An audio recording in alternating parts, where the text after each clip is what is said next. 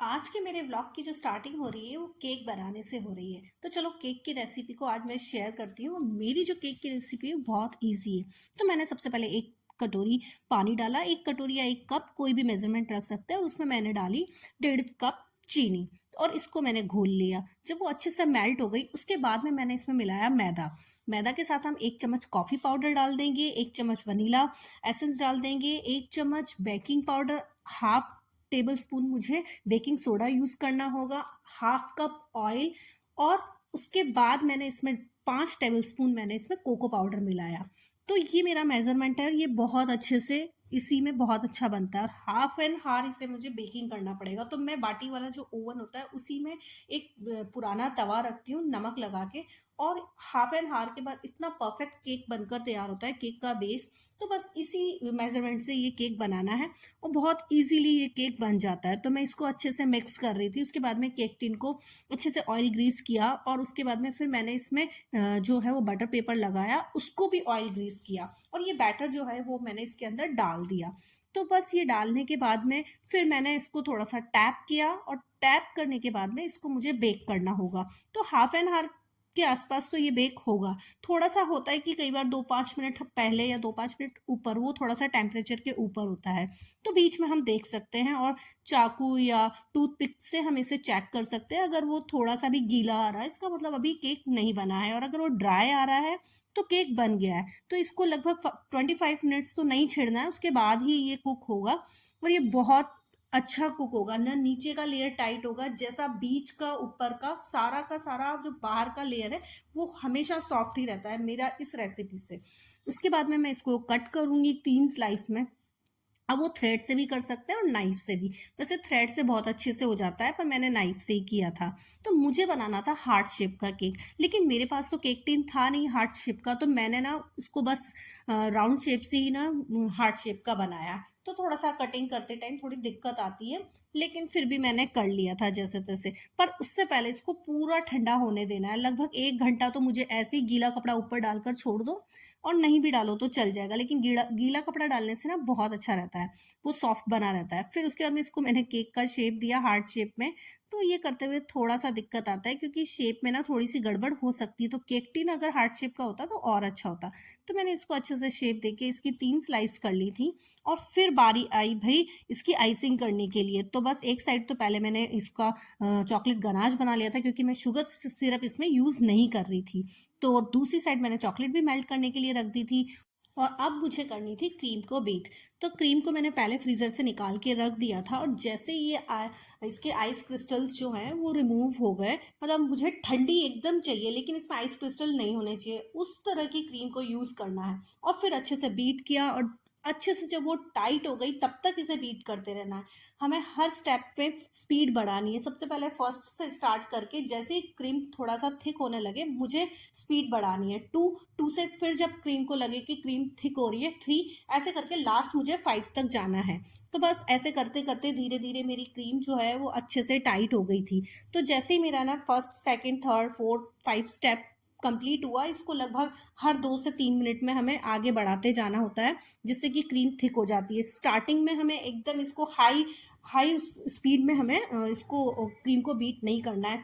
सबसे स्टार्टिंग करनी है, सबसे जो लो स्पीड है उससे। उसके बाद जैसे क्रीम मुझे थिक लगी ना, मैंने इसकी स्पीड को 2 पे ले आई। फिर वापस मुझे लगा कि अब ये वापस से थिक हो रही है, तो फिर मैंने 3 पे। ऐसे करते करते मैं इसको 5 तक ले आई। और जब क्रीम अच्छे से बीट हो गई, टाइट हो गई, उसके बाद में जो मैंने चॉकलेट मेल्ट किया था वो अभी थोड़ा सा ठंडा भी हो गया था। तो उसको मैंने इसमें ऐड करना है, क्योंकि मैं जो क्रीम यूज़ कर रही हूँ पूरा चॉकलेट फ्लेवर का ही यूज़ कर रही हूँ। तो इसमें मैंने धीरे धीरे से वो चॉकलेट का जो मैंने लिक्विड चॉकलेट बना लिया था वो डाला, और अच्छे से बीट किया उसके बाद भी। और वो सीधा मैंने 5 की स्पीड पे ही किया, जिससे कि एकदम ना क्रीम बहुत थिक हो गई थी, और जो फ्लावर बनेंगे ना वो अच्छे से बनेंगे। थोड़ी सी गलती मैंने जो की थी वो ये कि मेरे पास आइस इकट्ठी नहीं थी फ्रिज में।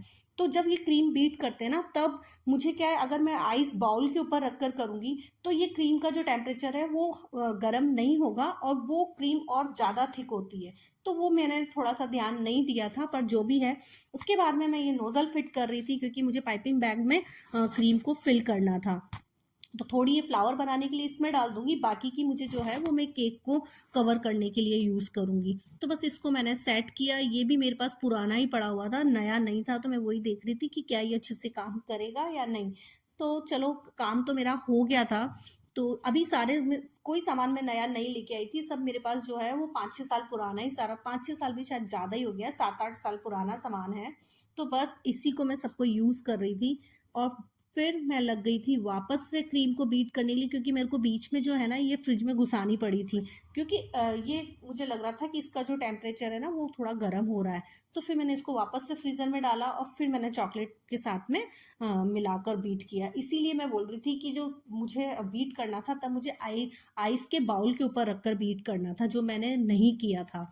तो जो भी नए केक बनाने वाले लोग हैं ना, उनको तो ये चीज़ का बहुत ध्यान रखना पड़ता है। मेरा थोड़ा सा मैंने हैंडल कर लिया था फ्रिज में घुसा कर, और वापस से इसको फ्रीज़र में थोड़ी देर डाल दिया, तो ये थोड़ा सा ठंडा हो गया था और ये मेरा काम हो गया था। लेकिन क्रीम कई बार अगर मेल्ट हो जाती है तो फिर बहुत दिक्कत होती है। तो फिर उसके बाद में आइसिंग की बारी आई, तो मैंने केक पे क्रीम लगाकर, और पहले मैंने चॉकलेट की एक लेयर रखी, फिर मैंने उस पर जो चॉकलेट गनाश बनाया था लिक्विड वो डाला, फिर क्रीम लगाई, उसके बाद में दूसरी लेयर डाली, फिर मैंने चॉकलेट गनाश डाला, फिर उसके बाद में क्रीम लगाई, फिर तीसरी लेयर डाली, उस पर चॉकलेट गनाश लगा के फिर मैंने लेयरिंग की। ऐसे लेयरिंग करते करते, और ये अच्छे से फिर उसके बाद में बाहर बाहर बाहर जो कवर करना था वो मैंने किया। और ये टाइम बहुत मतलब बहुत ज़्यादा ध्यान से काम करने वाला होता है, क्योंकि क्रीम से कवर करने के टाइम में फर्स्ट टाइम जो लेयर लगाते हैं, तो जो केक को कट किया है उसके जो बारीक बारीक से दाने हैं वो क्रीम में लगने का डर रहता है। तो वो सब बस अब लास्ट में, अब मेरी जो 3 लेयर थी वो भी मैं लगा चुकी थी, और अब पूरा का पूरा केक कवर ही करना था। तो बस कवर किया, अच्छे से फिनिशिंग दी। फिनिशिंग देते टाइम बहुत आहिस्ते आहिस्ते ये सब करना होता है, क्योंकि इसमें तो पेशेंस की बहुत ज़रूरत है, बहुत आहिस्ता और बहुत ध्यान से, और टाइम भी यही लेता है। उसके बाद जब पूरा हो गया था, तो मैंने उससे थोड़ी देर फ्रिज में रख दिया था, जिससे केक थोड़ा ठंडा रहे।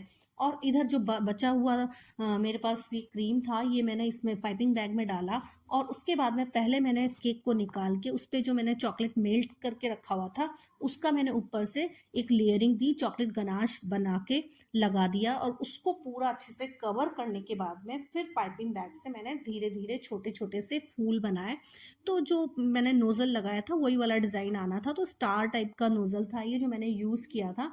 उसी से मैंने नीचे और ऊपर अच्छे से छोटे छोटे से फ्लावर बना दिए।